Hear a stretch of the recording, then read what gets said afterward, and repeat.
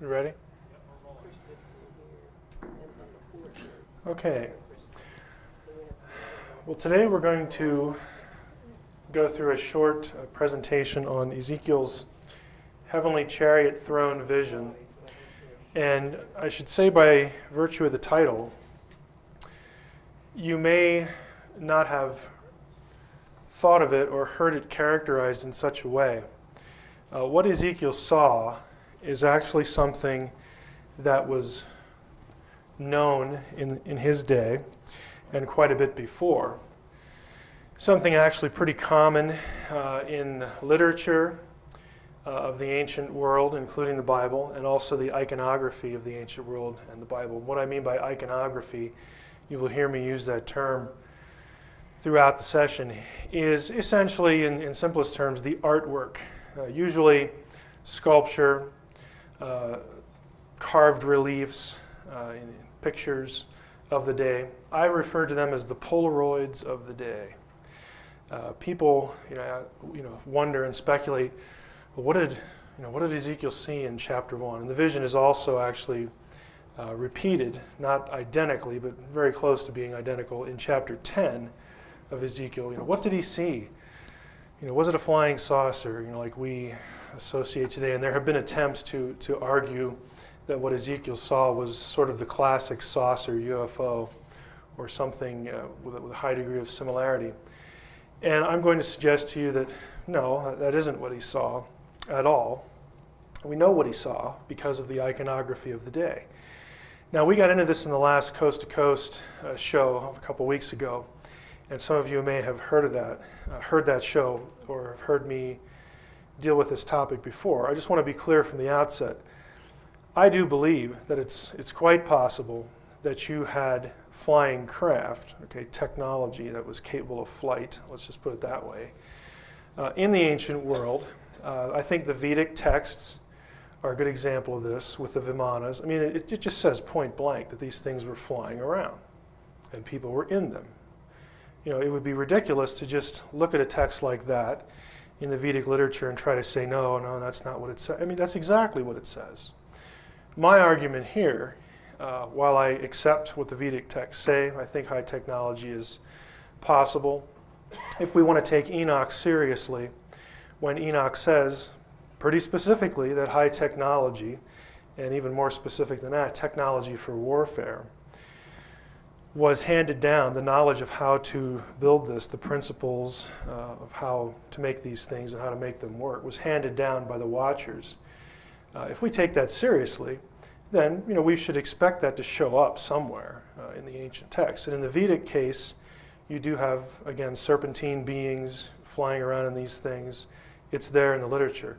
My position here is this is not what Ezekiel's describing, because the descriptions just don't match.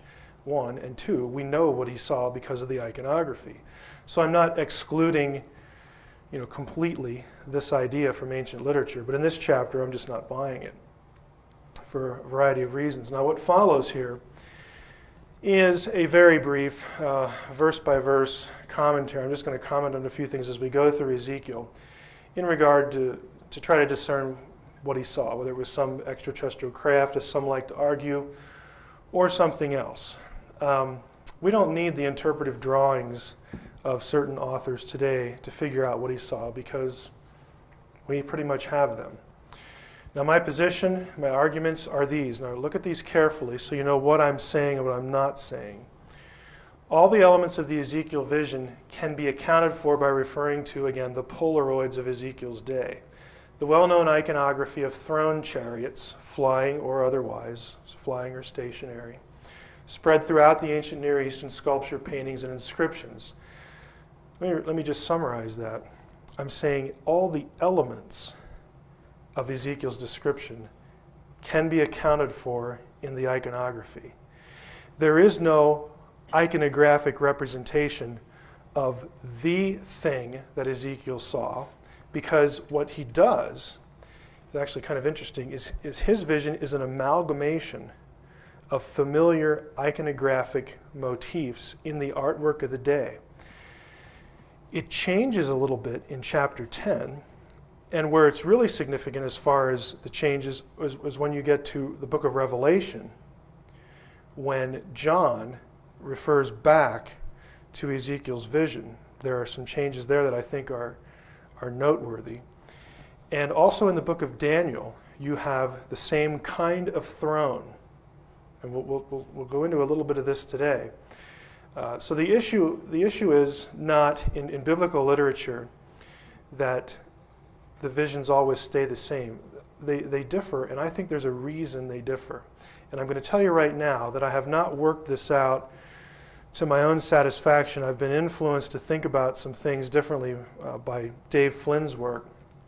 And I will call what I will give you in these areas my understanding of why the pictures change and what they mean. And I will tell you that right now I'm speculating. What I'm not speculating on are the elements of the vision. Those are all accounted for in the artwork of the day. Now, novel translations, my second argument, offered by those who want a UFO in Ezekiel 1 and 10, can be shown to be linguistically and contextually flawed. Third, the UFO view is, I believe, simply unworkable in terms of the logical analysis of the text in English when assuming a technology so advanced to travel great distances in space. I'm not going to elaborate on that at the moment. When we get there, you will be able to discern what I mean more readily. Other comments. I think it's inconsistent to argue that the Bible is a borrowing of ancient Near Eastern literature on one hand, that it borrows the literature and culture and religion, and then ignore the thousands of depictions of throne chariot iconography from those cultures in Israel itself when interpreting Ezekiel's vision. What I mean by this is, on the one hand, you have people who, again, go to conferences like this and speak at conferences like this, and researchers who write books on the Bible and UFOs and Ezekiel's vision. And one of the arguments that they'll use is that there's a consistency, or at least a correlation, between the biblical description, the biblical text, the biblical stories, the biblical content, the biblical religion, and Mesopotamia and Egypt and so on and so forth. Everybody in the field knows that. Fine, I will give you that because it's affirming the obvious, but I'm saying it's inconsistent for you to affirm that and then reject the fact that Ezekiel's vision, the elements thereof, are in that material. That is just inconsistent. That's trying to have your way with the text and not being honest with the data. Second, using ancient Near Eastern images and literature for theologically polemic purposes was a common practice for biblical writers. I give you an example there with the Baal epic. What I mean by this is, if you've already thought while you're listening to me here, well, why would Ezekiel use imagery known to the Egyptians, to the Babylonians, to the Phoenicians, to the indigenous population of Canaan? Why would a biblical prophet bring this material into the Hebrew Bible and use it in some message? It's actually quite common. In some cases, the Bible does this word for word with ancient Near Eastern material. And the reason is always, and 99% of the time, is polemic. And that is the prophet or the psalmist, it's usually the prophets of the Psalms where this happens, will bring in the material, for instance, in the Baal example here, where Baal will claim to be the one who rides the clouds, the one who controls the heavens, the one who brings rain, the one who brings, crops and all this stuff. And the biblical author will bring this material in from Canaanite literature, in the Baal case, into the Bible, put it actually into what he's writing, and then tweak it.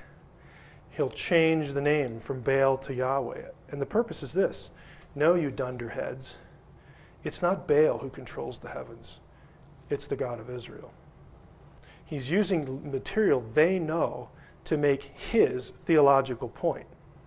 We often do this in modern discourse as by way of illustration.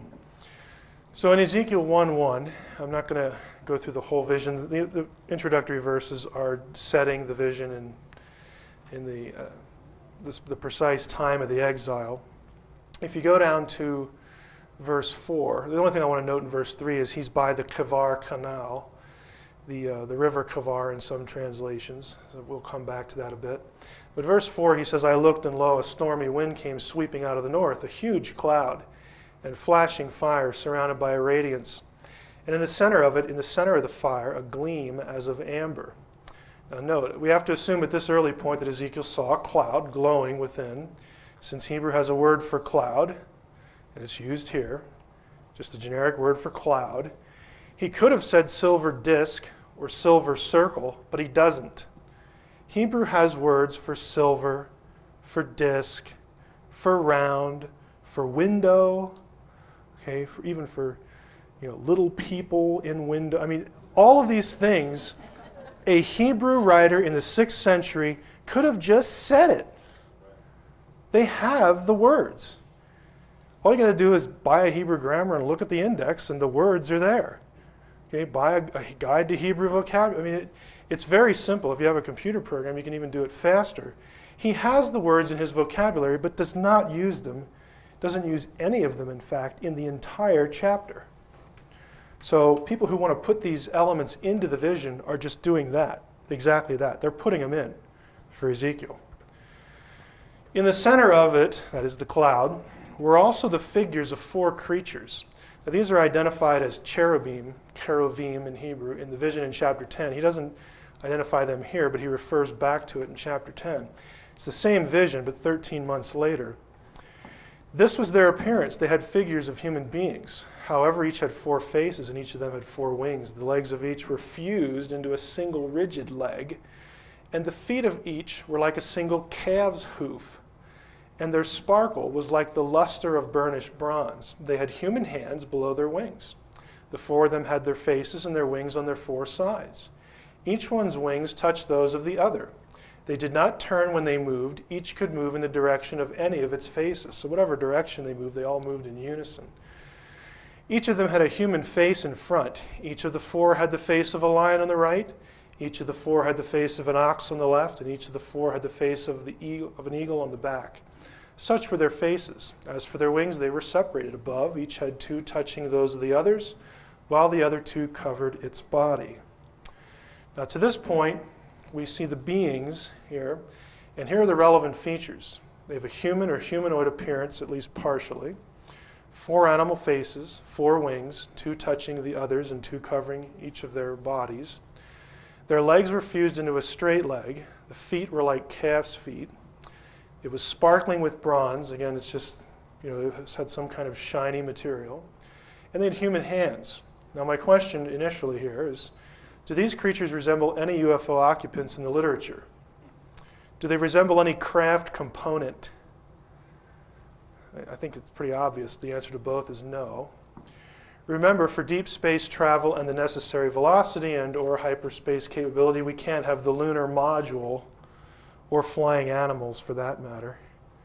I've seen pictures of this and people drawing the lunar module. Well, I'm sorry, but the lunar module just will not do interstellar travel.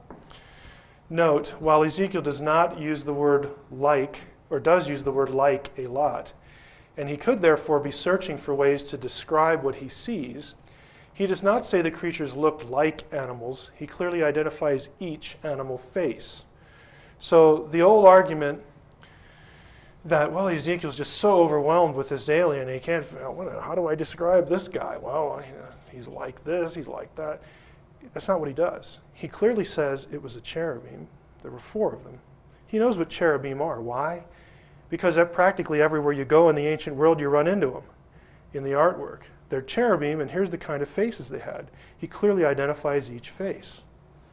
Okay, he's not struggling for words here. Each creature moved straight ahead. Wherever the spirit would go, they went, without turning as they went. As for the form of the living creatures, their appearance was like burning coals of fire, like the appearance of torches. Torches here, is just a side note, likely refers to divine beings. Now, some commentators aren't going to agree with me there. I have a verse quoted below for precedent there. Since 1, it is a common description of angelic beings, angels or lesser gods in ancient Near Eastern religion, fiery beings. And 2, verse 14 has creatures shooting back and forth like lightning. This really can't refer to the first 4 creatures, since earlier it was said that their positions were fixed and coordinate with each other, and that their wings touched. So these things flitting back and forth, these fiery torches or whatever, I think it's possible that they could be other angelic beings, but again, that's just a possibility. Psalm 104:4 below here, he, God in context, fashions his angels as winds, his servants as fiery flames. It is a biblical idea, and it's a broad ancient Near Eastern idea as well. It, the fire, darted to and fro between the creatures like a flash of lightning, and the fiery creatures shot back and forth like sparks. As I looked at the living creatures, I saw a wheel on the earth beside the living creatures, one for each of the four of them. So there's 4 wheels here. As for the appearance of the wheels and their construction, their appearance was like the gleaming of beryl, and the 4 had the same form, their construction being something like a wheel within a wheel. And that's likely concentric. Again, there are other possibilities, but it seems to be, and the consensus seems to be in scholarship, that he's probably describing something concentric. When they moved in any of the 4 directions without veering as they moved. Their rims were tall and awesome, for the rims of all 4 were full of eyes all around. Now, again, think of you have 4 chariots, or excuse me, 4 cherubim.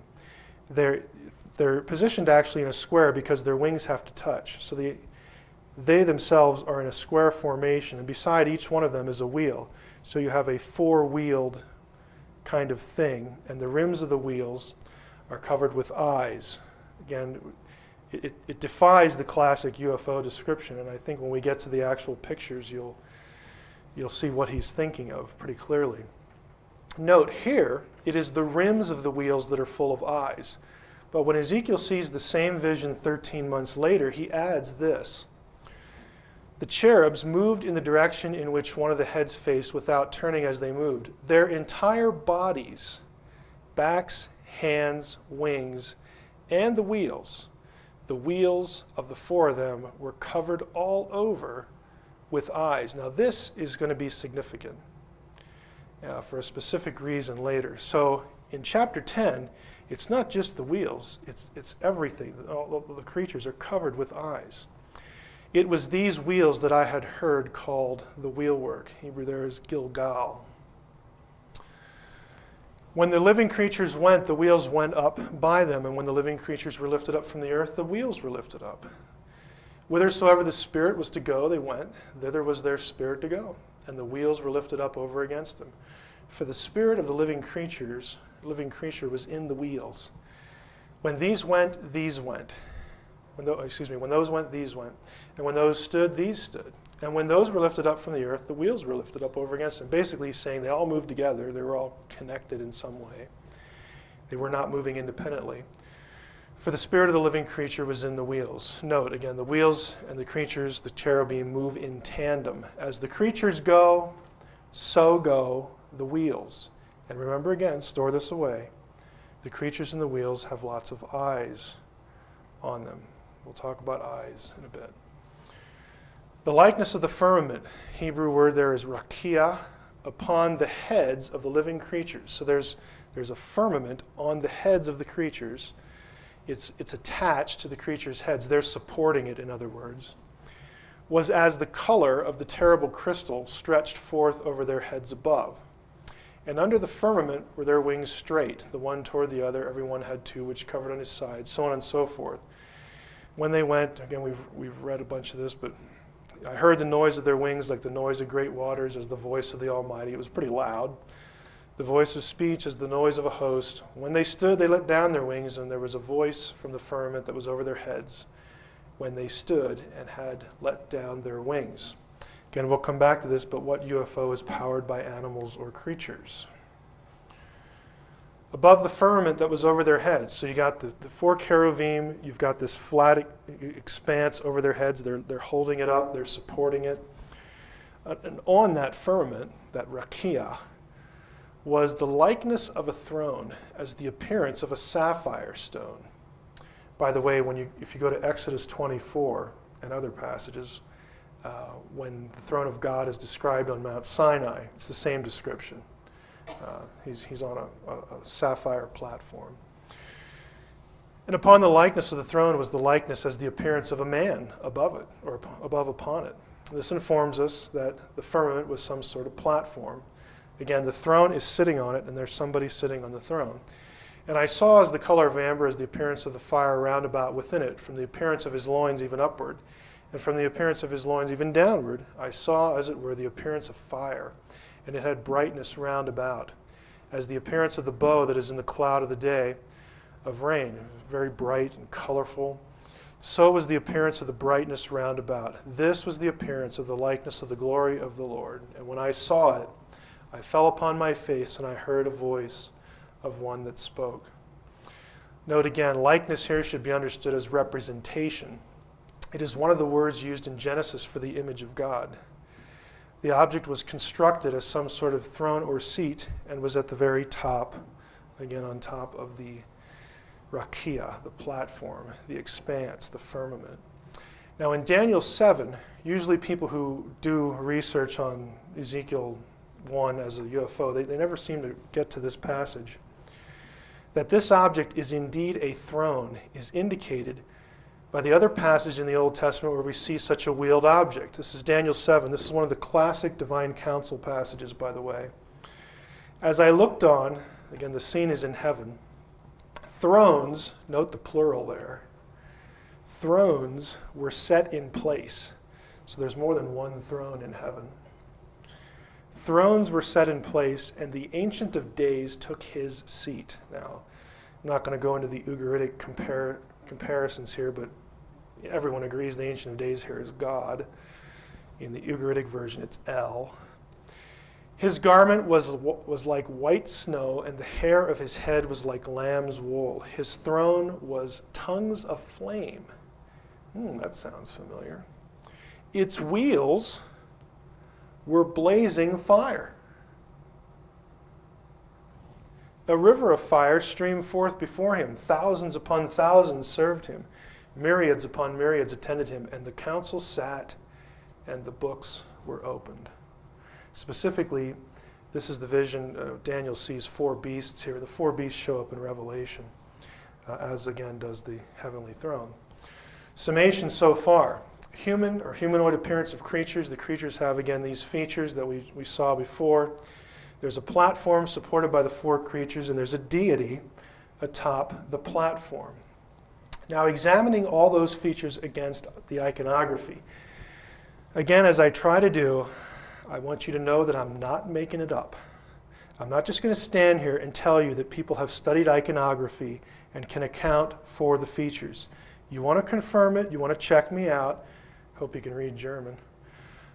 These are the major works. Now there are smaller works, and some of Othmar Kiel, he's probably the world's expert on ancient Near Eastern iconography, at least as it relates to Syria, Palestine. He's still alive and still writing, and a number of his works have been translated into English. Unfortunately, this one has not. But here is the title in English. I've translated that much for you. But he has lots of nice plates and pictures and hand drawings of original sculptures in it. He's hundreds and hundreds of them. The other one, Martin Metzger, none of his work, as far as I know, is translated into English. But the title here is Royal Thrones, King's Thrones, and Divine Thrones. Throne forms and throne portrayals in Egypt and the West Orient in the 13th and 12th millennium, 1200s, before Christ, and their meaning for the understanding of the Aussagen is sort of portrayal or description concerning the throne in the Old Testament. So this is a book that deals with the very subject we're talking about, a complete scholarly monograph devoted to the subject. So my argument again is that all the elements are well known in Ezekiel's day and are part of the political and religious context, and that this fact, coupled with the absence of exegetical arguments and the logic, the illogic, in favor of a UFO answers the question of what Ezekiel saw. I'm just going to take you through a few examples, and again, there's no one image that is Ezekiel. But again, the motifs are very common, and I literally could have put hundreds of these on here, but my laptop does not have much space, and frankly, we don't have that much time. So here is a four-faced deity. Obviously, you can't see the face on the other side. Here are, these are actually Mesopotamian cherubim, but if you look at the legs, the hooves, the sets of wings, okay? We'll come back to these guys in another presentation. This is part of a throne. Again, here you can see what's remains of the throne picture. Again, the four-winged cherubim with their wings touching. Underneath, the rakia, the platform, atop which is the throne. Here's a nice example of cherubim. Again, it's very common to have four in a circle like this. The rakia at the top, the platform, could be round. It often was. Sometimes it's square, sometimes it's round. Again, just cherubim that form a seat. Very, very common in the ancient world. Again, the deity or the king is seated upon the cherubim throne. Here's another example. This, by the way, I don't know if Dave Flynn here, this is from the coffin of Hiram of Tyre. We actually have his coffin. And there's an inscription on it that I had to translate for my preliminary exams in grad school, but it gives you a nice idea. And Hiram, if you remember, was the one who Solomon went to design the temple. The throne of Yahweh, cherubim seat. Okay. Again, we're getting into some wheels here. It was common to have wheels underneath the feet of the cherubim. Here's just a wheel, a throne with a wheel. This is a four-faced cherubim, okay, a body of an ox in this case. This is Egyptian. Four wings, four faces. Again, four faces with the wings. This only has two, but again, the ox feet. I really like this one because this almost has every element in it.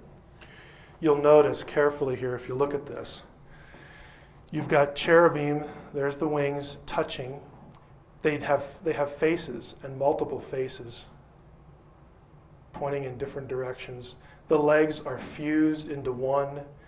They're actually hooves of a calf with wheels.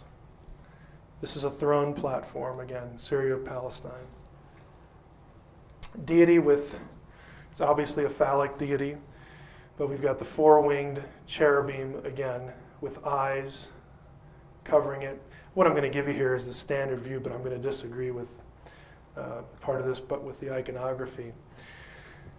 Again, all I'm saying is that all the elements are available, and I've only given you a dozen or so pictures from the sources that I gave you. If you want to go, look them up, loan them from a library, you're of course free to do that. Might be worth your time. But what about the logic of the UFO and Ezekiel hypothesis?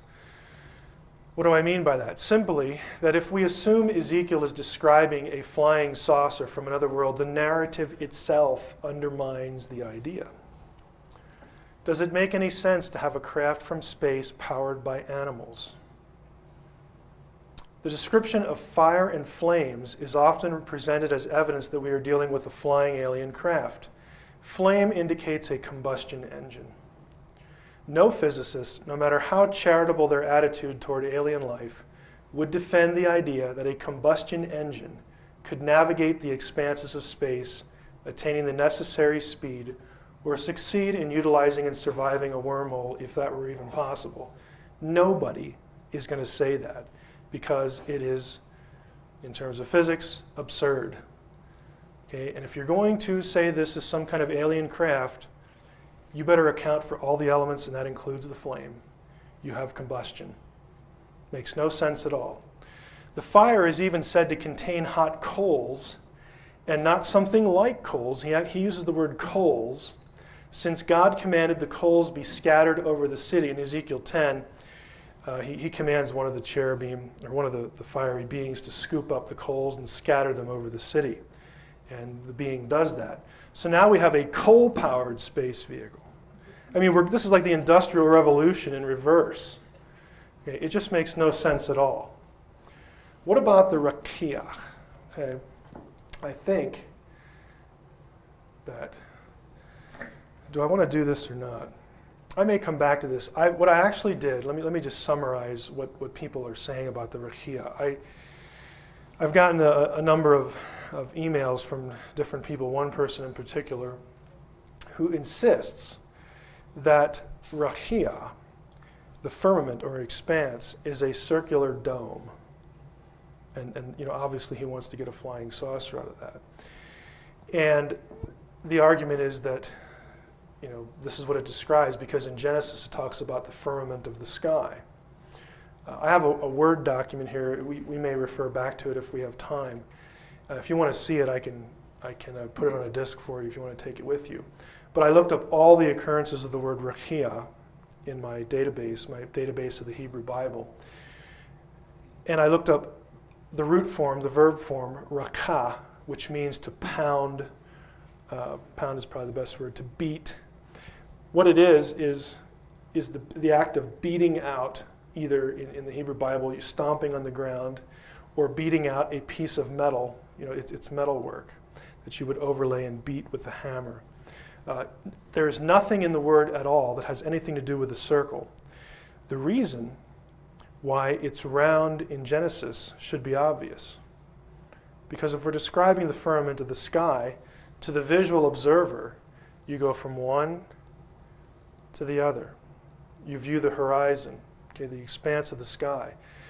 That's going to come into play in a bit, because it's important as to why the firmament of the sky is round. But there's nothing actually in the context of Ezekiel. We read the entire chapter that in and of itself would indicate roundness. Now, I'm going to make a suggestion here.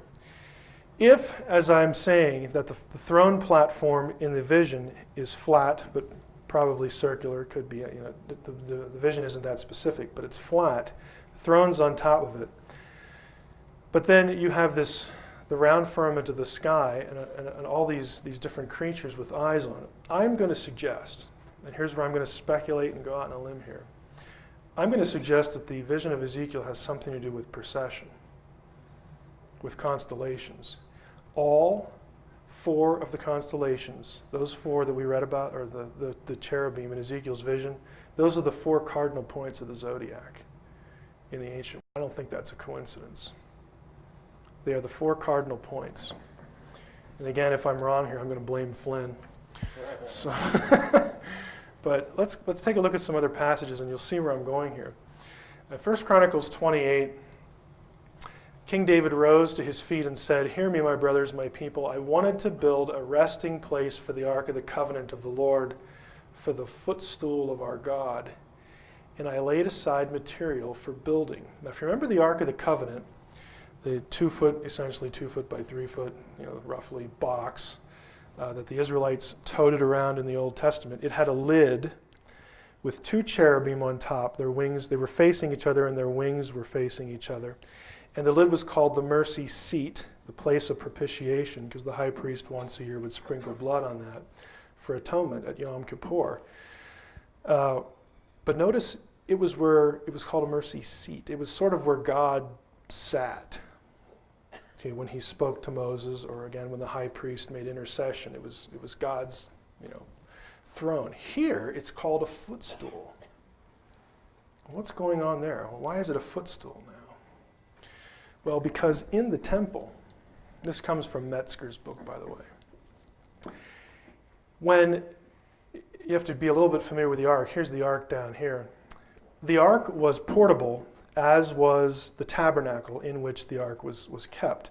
The Israelites would move from place to place. They'd set this thing up, do their thing, conduct worship, whatever, and then they would move on when they were directed to do so. When the temple was built, obviously a stationary building, inside the Holy of Holies, Solomon was instructed to build 2 cherubim, to put 2 giant cherubim in here, their wings touching.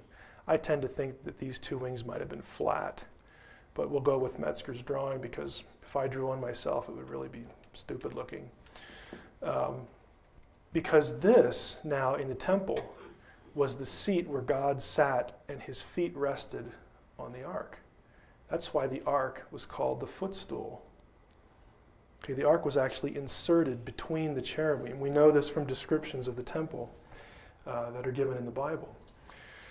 Now take that image and go to this. "Thus said the Lord, the heaven is my throne, and the earth is my footstool. Where could you build a house for me? What place could serve as my abode?" interesting image. Keep that in mind. This is the ancient Near Eastern conception of the world. In the ancient Near East, including Israel, I know I'm going to offend maybe some literal 24-hour day creation people, but oh well. You had the earth was viewed as flat, and again, perhaps round, but flat. Over the earth, you had the Raquel, the firmament, the dome. The view was that the cosmography, the cosmic geography, as it were, of the ancient world, thought that the ancient person thought that the sky you saw was actually a dome to which were affixed the stars. And they could see the stars move, the constellations, in regular cycles. And they thought that everything was encased in a dome, so that the waters, you have these phrases in the Bible, the waters above and the waters below the firmament.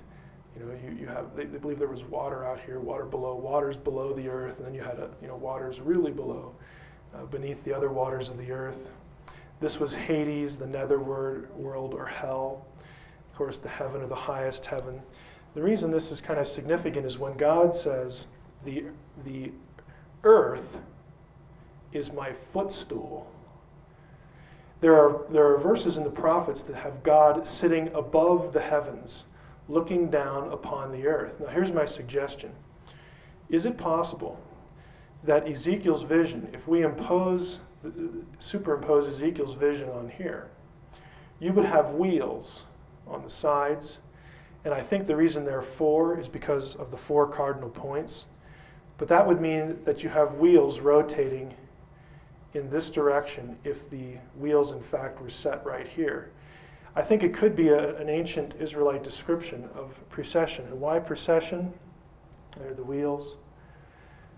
Because again, in the vision, man and cherub, it's man in chapter 1, cherub in chapter 10. Cherub, as we have seen, is a humanoid being.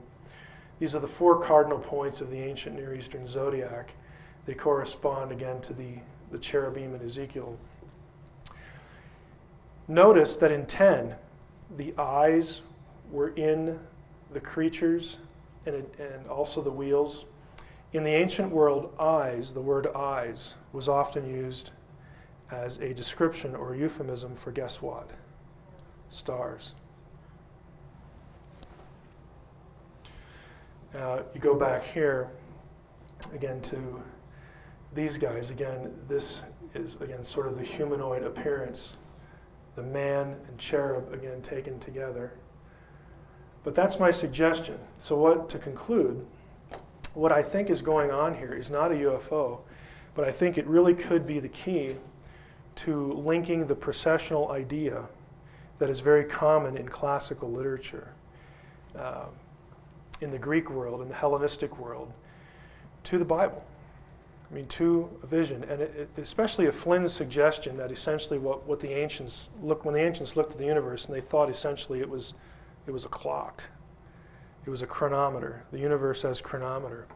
If that's the case, and I don't have I can't really take this any further, what I'll say here, but it really fascinates me to wonder if the time when the vision is given is when the exile began, and of course Ezekiel is told that the exile is going to end. But the fact that it shows up in Revelation later, and it shows up in Daniel in connection with the 4 beasts, which are identified as 4 kingdoms, again, which are taken up in Revelation, could it be that precession has something to do with prophecy, and prophecy has something to do with precession? Because when it shows up in Revelation, it's the beasts again. John says, I looked up into the heavens and I saw the throne of God in the heavens, and the 4 beasts on the throne, and they were filled with eyes. Okay. I think if you take it literally, it might mean exactly what he says. I looked up in the heavens is where God's throne is, the earth is his footstool, and I saw these creatures, and they were filled with eyes, and they surrounded the throne. Again, just a suggestion, but something I'm going to be playing with for probably the next year. And if we do something related to that next year, you might hear a little bit more. So that's all I have for that. And I think they're going to take Q&A afterwards. So what do I do now? Actually, we do have time. I'd like to ask a couple of questions right now on Okay. the subject. And there will be a Q&A mic, so get that set. Okay, however that one, you want that to be done. Any questions? Yes, sir. I cannot Check. be ahead of it. How did that fly? Well, I don't think the point of the vision is that the throne was literally flying. I mean, when Ezekiel sees it, it's in the air. Okay. But how did it get in there? Because that's where it appeared. See, Everything I know. right, but you're thinking that it is a vehicle or a contraption. And what I'm suggesting is that when Ezekiel sees this, he sees all these elements. And I think he is thinking of prophetic statements. And that the point of the vision is that God is showing him essentially, again, through precession. But is he seeing a real thing? Well, real in what sense? Could you go up and touch it and, Right. and punch it, that kind of thing? I don't think there are places where visions like this show up. For instance, in Isaiah 6, where one of the beings will touch the prophet. Okay, so in that sense, if we were in Isaiah 6 or whatever passage, I'd say, yeah, he's touched by them. We don't have that here. It's in the air. It never comes down and never interacts with him. He's just observing it. So in this case, I don't know. Why is it in? Because I'm sorry. When he says it's in the air, Well, I think it is in the air. it's a solid object. That we don't know. We can hear it, which implies It's solid. okay, that it's solid. But if let's say you had a ghost appear in front of you and the ghost said something. You hear something, but that doesn't mean you can go up and grab it and touch it. It doesn't mean it's corporeal. In other words, when a vision may be just visual, or it may be something solid. And I'm saying in other contexts, we're actually told something in the text where we could conclude that it is solid, but in other cases it might just be, again, something purely visual. I don't really think it matters because I think the point of the vision is prophetic. I think he's telling Ezekiel that the time of the exile will end in 70 years. I think, again, the point is that I control the future. If you want to know when these things are going to happen, follow, I hate to make it sound this way, but follow the stars. I mean, I really think that if you match this to Daniel 7, which everyone who studies prophecy knows is a significant passage. You've got the four beasts, again, in Daniel 7. You got Daniel 2 with the image, you got Daniel 7, you got Ezekiel 1, you got Ezekiel 10, you've got Revelation. Revelation, John just merges them all together into one massive heavenly vision. I think the point is that the God of Israel controls the future. And if you want to know what his timetable is, relatively speaking, in terms of epochs, you look at precession. But that beast has got to be an actual thing. Which beast? You're talking about the beast in Revelation? In any, There has to be a reason why the beasts selected correspond to the zodiac. And by the way, I do believe the beast, the Antichrist, is a person. Okay. But what we're dealing here with is the throne of heaven, the fact that the Lord as sovereign controls time, controls the progression of events, and is giving Ezekiel a glimpse into the fact that, yeah, you're my inheritance. You're sitting here. If you read the whole thing of Ezekiel, they're sitting there by the river Kivar. They've just been taken into exile. And there are certain psalms that refer back to this episode where their captors are taunting them, saying, hey, sing us one of the songs of Zion now. Tell us how impenetrable Zion really was after we just basically kicked your butts all over the earth and brought you back here. And they're wondering, what are we doing here? Isn't God supposed to be on our side? And Ezekiel has sent this vision to basically say, yeah, he still is. He controls the future. You still have a future. You're here, it's your own fault that you're here. If you remember yesterday, we read the covenantal passages about following the other gods and what's going to happen to you. God says, well, you didn't listen. You're in exile now, but you are still mine. And there's going to become, I know the future. I know the future. And these beasts give you a glimpse of it, give you a little hint of it. And it's going to show up in Daniel, and it's going to show up in Revelation. Because I think, again, if I'm wrong, I'm going to blame Flynn.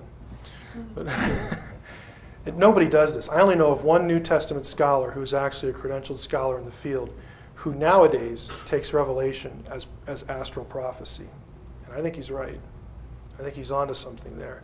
It used to be 100, 150 years ago when people were more in tune to the kind of thing that Flynn is doing now, that you had scholars, and I mean major mainstream credentialed scholars that said, you know, this really looks like astral prophecy. That's very uncommon now.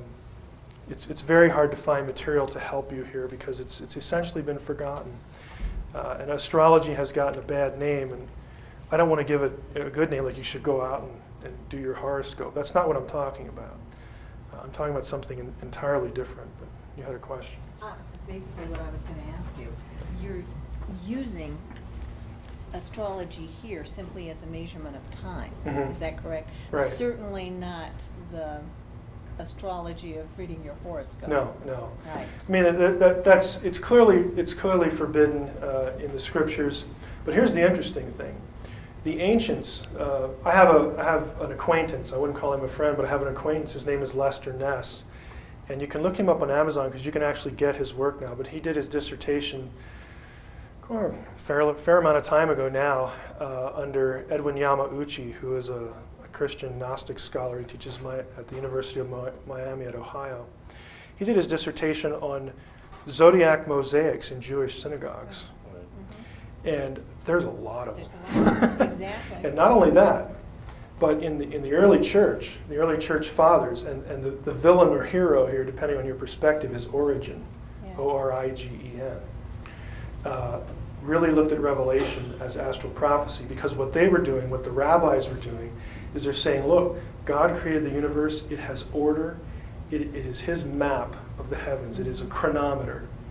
The glory belongs to him. We're not sitting there, who should I date, who should I marry, and what day should I have my bar mitzvah, or something like that. They're looking at it as a map of where God is going in human history. That's why they did it.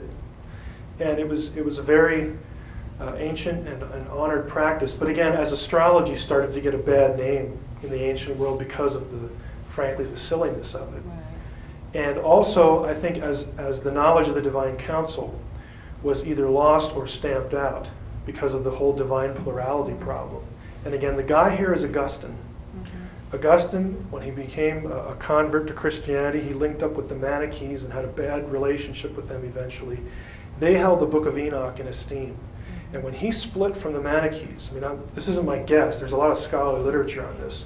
When he split from the Manichees, he said, I want nothing to do with Enoch, I want nothing to do with this council stuff. And he became so influential in the early church that is when the Sethite view of Genesis 6 came up, because he created it. Uh-huh. Okay, he is the pivotal figure in church history for why all of a sudden the church just sort of moves away from this, and what people like Flynn and what eventually I hope to contribute here is essentially we should go back to our roots. We should go back to what the early church was thinking. We should go back to viewing Christianity through a Jewish lens, and ultimately through an ancient Israelite lens, and then take a look at what biblical theology is. I'm not saying we're going to come out completely in some other direction, but I think it will sharpen the focus and lend a lot of clarity to some things that right now people are just pulling their hair out. And, who knows what this means? So yes, in the back. 2 questions.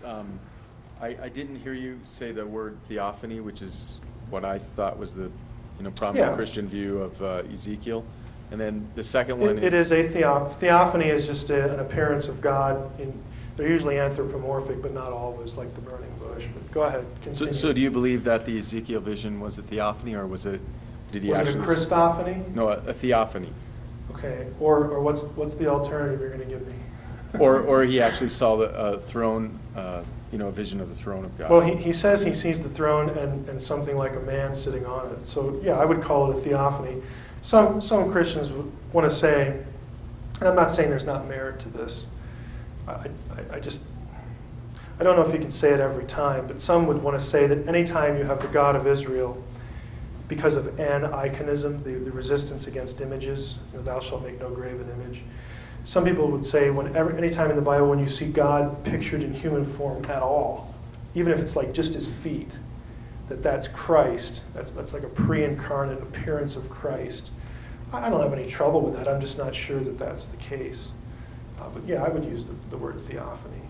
And then the second question is, how did you offend the 24-day literal or the 7-day literal creations? Because when you say that the ancient Near Eastern worldview, including Israelite, has a flat Earth, a lot of them aren't going to like that.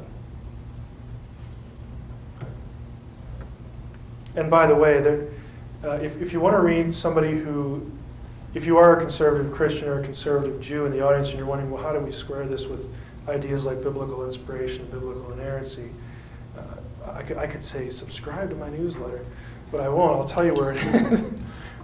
There are a couple articles by a guy named Paul Seeley, S-E-E-L-Y. He's done 3 of them on this subject. 2 of them are in Westminster's Journal. And you can buy the major theological journals on CD by going to a place called Galaxy Software.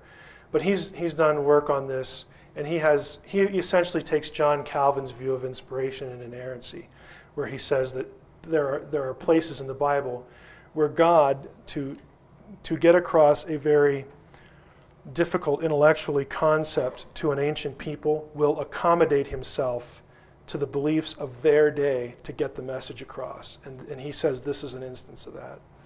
Yes. Here in the black here.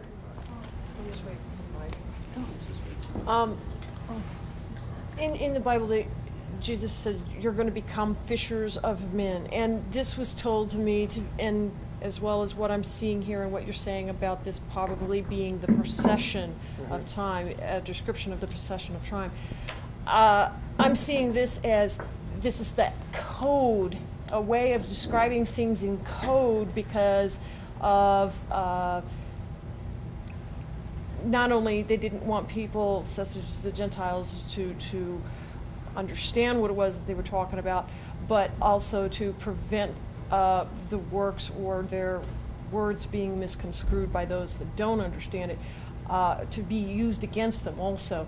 That they spoke in code to prevent themselves from being understood by those that were not of their teachings. It's certainly true in the early church for obvious reasons, for persecution reasons, that things had to be cloaked a bit. So I'm wondering if this is just simply the wording was chosen on the basis of cloaking this, and that it is basically symbolic. Mm-hmm. And being that this is symbolic, isn't that leading one to believe that a lot of things in the Bible might also be symbolic? Some of this question goes to the issue of hermeneutical schools in the ancient world, and there were certainly schools that developed in the New Testament era, and even before that, in the rabbinic, I shouldn't say rabbinic, in the Second Temple era, where methods of exegesis approached the text just like you're saying, that it was metaphor and that it was allegory, that kind of thing. Without discounting that, I think what we need to do is I'll just speak personally here, I accept that may be the case, but what I need is I need some sort of check and balance system so that I don't just go to the text and say, well, this symbolizes this and this symbolizes that. I mean, I just see so much of this, and because there's no controls. Anything can symbolize anything else. So what I think what we need to do to honor that idea, because I do think that idea is there in exegesis and in history, is look for what, in terms of their world, where the symbology lines up, the commonly accepted symbology. What I mean by that is, in a case like this, again, it's very obvious that you're dealing with the cardinal points of the zodiac. Well, that comes from somewhere, and it means something. So in those symbols, I'm going to look for correlations and treat them symbolically. By the way, symbolically doesn't mean that it's not going to play out on earth. It refers to what plays out on earth, what exactly is going to happen. But I will look then for, okay, what did the symbols mean in Babylonia and in Canaanite religion, in Israelite religion? Because I know Israelite religion uses so much of this. So that is the check and balance system. Only look for symbology where symbology is apparent cross-culturally and where the prophets themselves are treating what they're doing as a symbol. Usually they'll tell you. Sometimes they don't, which is the frustrating part. So I'm just wary, while I accept what you're saying, I'm wary of just letting people run with it, including myself, because there are just no checks and balances. It's kind of like where, I don't know if you're familiar with the concept of typology. A typology is, there's two kinds of prophecy. There's oral prophecy where the prophet says, thus says the Lord, this and that's going to happen, then he lays it out.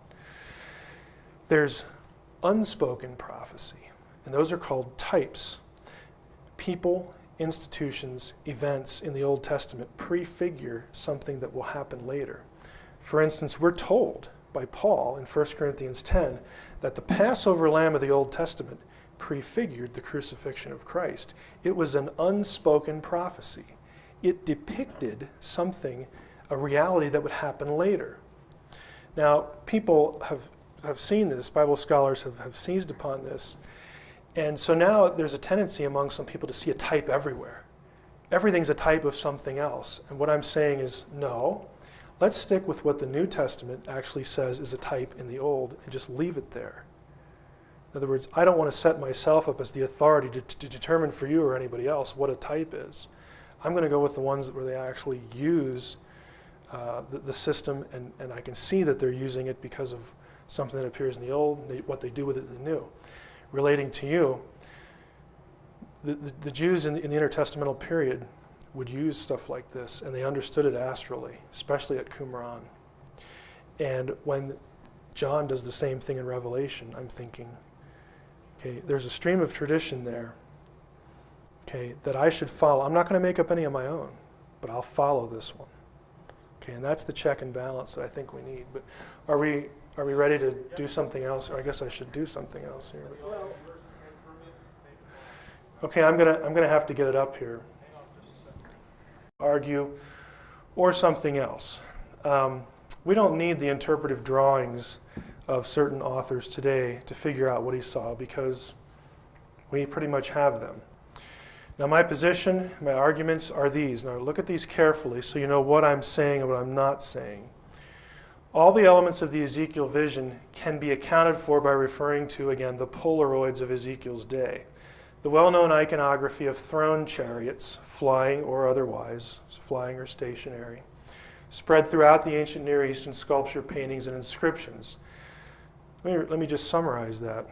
I'm saying all the elements of Ezekiel's description can be accounted for in the iconography. There is no iconographic representation of the thing that Ezekiel saw, because what he does, is actually kind of interesting, is his vision is an amalgamation of familiar iconographic motifs in the artwork of the day. It changes a little bit in chapter 10. Technology is possible. If we want to take Enoch seriously, when Enoch says pretty specifically that high technology, and even more specific than that, technology for warfare, was handed down, the knowledge of how to build this, the principles of how to make these things and how to make them work, was handed down by the watchers. If we take that seriously, then we should expect that to show up somewhere in the ancient text. And in the Vedic case, you do have, again, serpentine beings flying around in these things. It's there in the literature. My position here is this is not what Ezekiel's describing, because the descriptions just don't match, one, and two, we know what he saw because of the iconography. So I'm not excluding completely this idea from ancient literature, but in this chapter I'm just not buying it for a variety of reasons. Now what follows here is a very brief verse-by-verse commentary. I'm just going to comment on a few things as we go through Ezekiel in regard to try to discern what he saw, whether it was some extraterrestrial craft, as some liked. And I should say, by virtue of the title, you may not have thought of it or heard it characterized in such a way. What Ezekiel saw is actually something that was known in his day and quite a bit before. Something actually pretty common in literature of the ancient world, including the Bible, and also the iconography of the ancient world and the Bible. What I mean by iconography, you will hear me use that term throughout the session, is essentially, in simplest terms, the artwork. Usually sculpture, carved reliefs, in pictures of the day. I refer to them as the Polaroids of the day. People, wonder and speculate, well, what did Ezekiel see in chapter 1? And the vision is also actually repeated, not identically, but very close to being identical in chapter 10 of Ezekiel. What did he see? Was it a flying?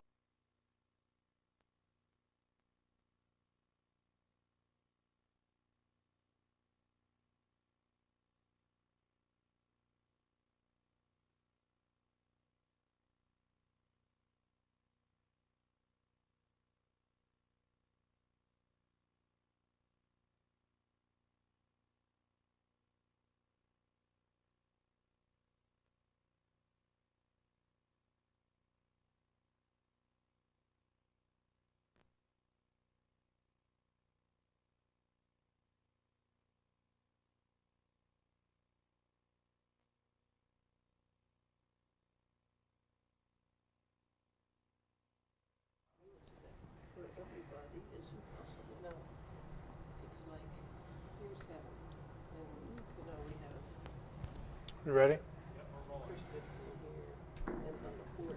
Okay. Well, today we're going to go through a short presentation on Ezekiel's heavenly chariot throne vision, flying saucer, like we associate today. And there have been attempts to argue that what Ezekiel saw was sort of the classic saucer UFO, or something with a high degree of similarity. And I'm going to suggest to you that no, that isn't what he saw at all. We know what he saw because of the iconography of the day. Now, we got into this in the last Coast to Coast show a couple weeks ago, and some of you may have heard that show, or have heard me deal with this topic before. I just want to be clear from the outset. I do believe that it's quite possible that you had flying craft, technology that was capable of flight, let's just put it that way, in the ancient world.